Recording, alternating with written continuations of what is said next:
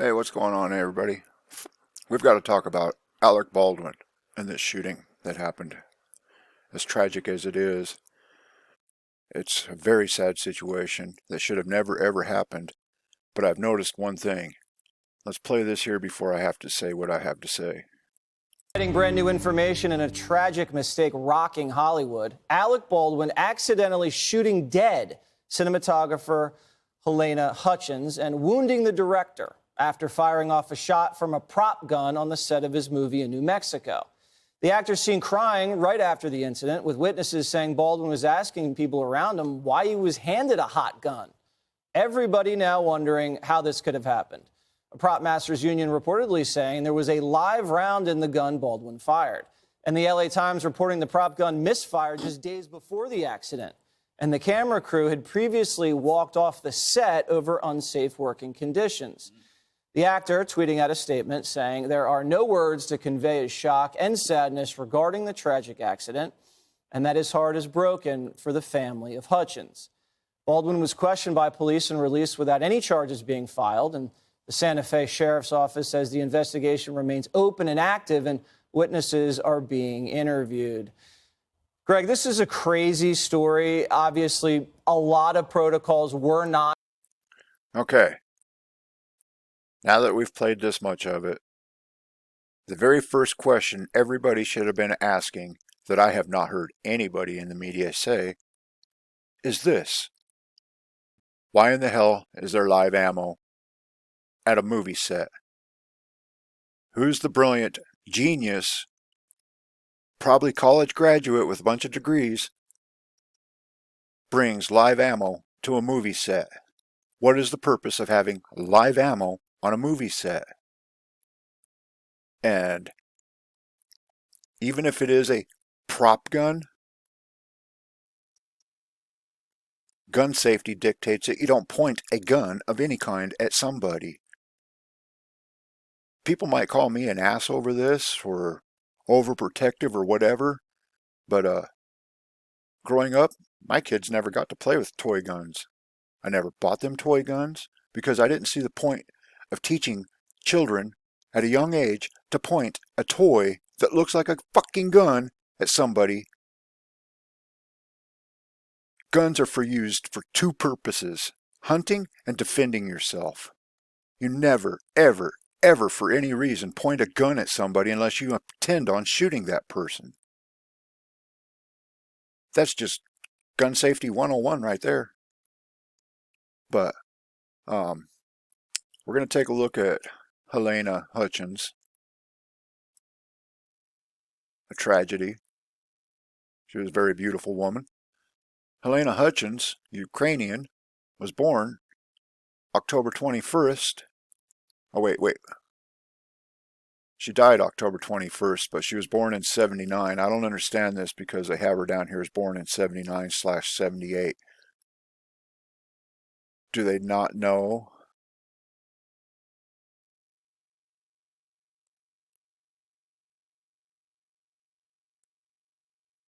Do they not know when she was born? How do they not know? She immigrated to the United States, so obviously they have to have more than just a year, don't they? But I've also heard reports too that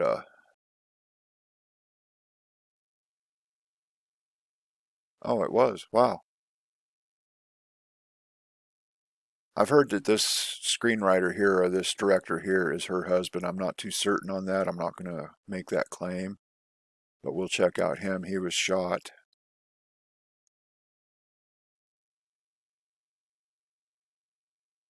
Notice it. He's got 2 children, but it doesn't show anything for a spouse. Is married and has 2 children.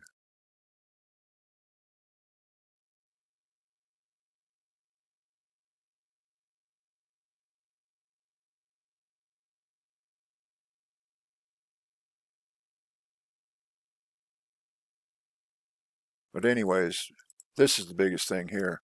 Alec Baldwin, no matter what, is still guilty of manslaughter. Manslaughter is a common law term for homicide considered by law as less culpable than murder. The distinction between murder and manslaughter is sometimes said to have first been made by the ancient Athenian lawmaker Draco in the 7th century BC. The definition of manslaughter differs among legal jurisdictions, but for the most part it's the same. Voluntary manslaughter. In voluntary manslaughter, the offender had the intent to kill or seriously harm but acted in the moment under circumstances that could cause a reasonable person to become emotionally or mentally disturbed. Examples could include a defender killing a home intruder, an invader without being placed in a life or death situation.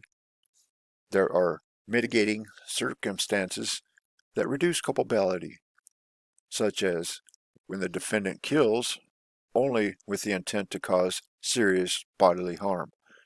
Voluntary manslaughter in some jurisdictions is a lesser included offense of murder.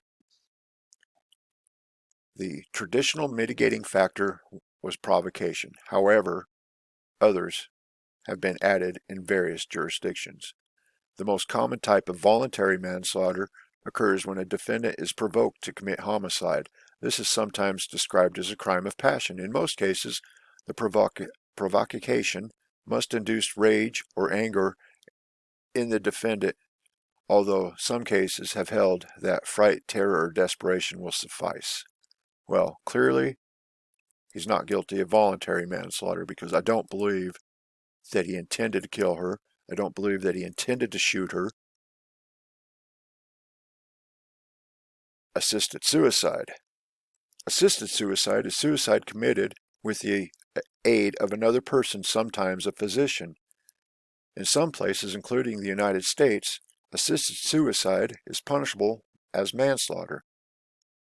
In other countries such as Switzerland and Canada and in some U.S. states, as long as the legal safeguards are observed, assisted suicide is legal. Well, clearly, that's not the one.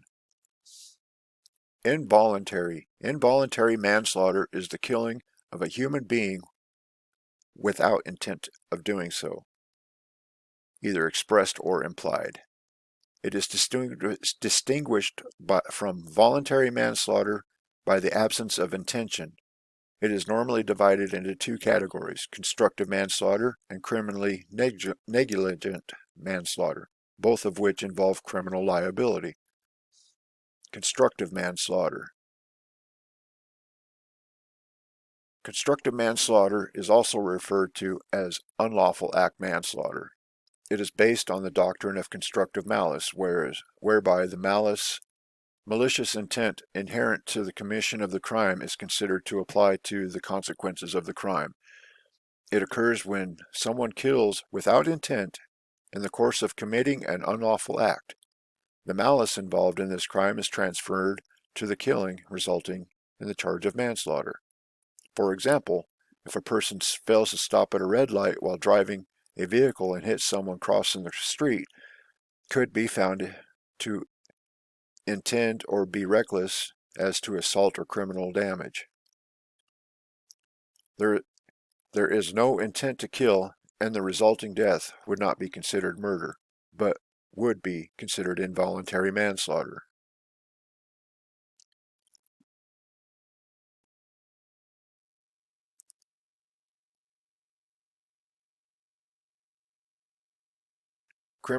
Criminally negligent.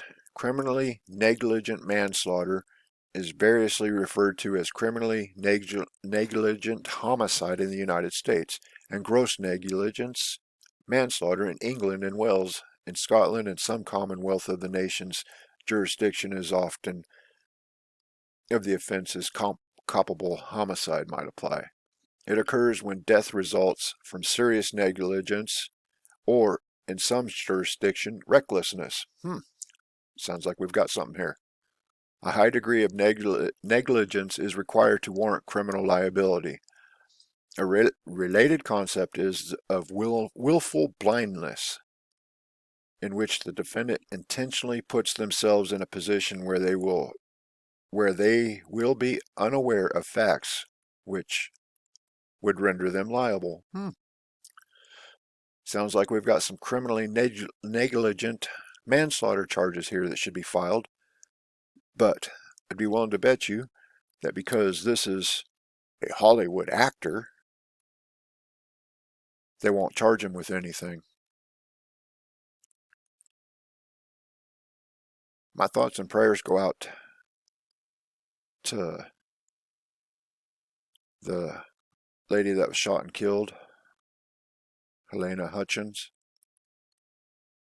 And I guess I feel a little for Alec Baldwin, but you know what? In the long run, he's the man who pulled the trigger.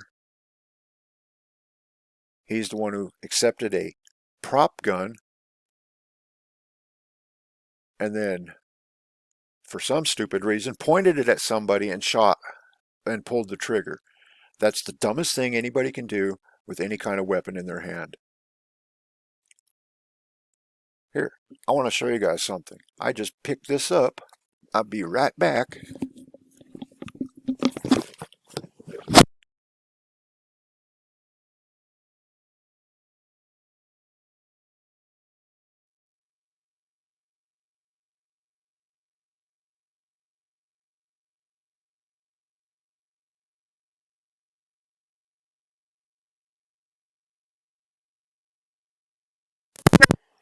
Alright, I just picked this up yesterday.